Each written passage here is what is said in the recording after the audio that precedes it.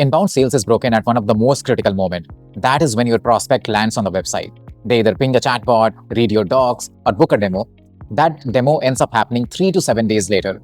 By that time, the intent has gone down, the momentum is lost, and you have to build everything from the scratch. This all changes today with our inbound sales agent that conducts product demo.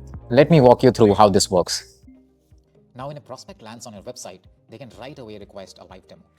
They have to just put their name and email, and they can request whether human rep they want to allow joining in or not.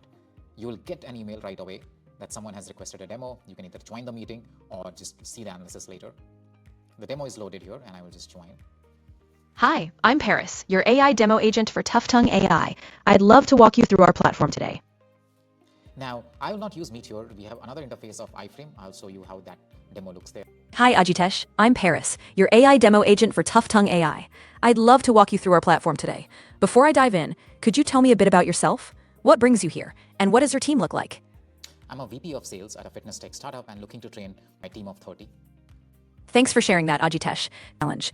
Let me frame what we'll cover today around 3 core experiences: create, interact, and learn. Let's dive in and start with the homepage.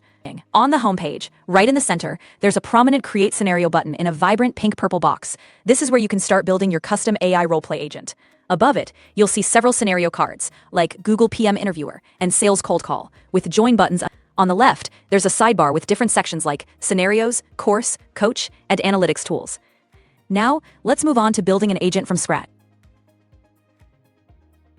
We're now in the Scenario Studio page.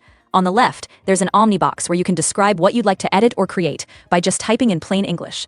On the right side, you have fields like name, user visible description, scenario type, and description for AI. Show me the analytics portion of this app, like what data can I get out of it?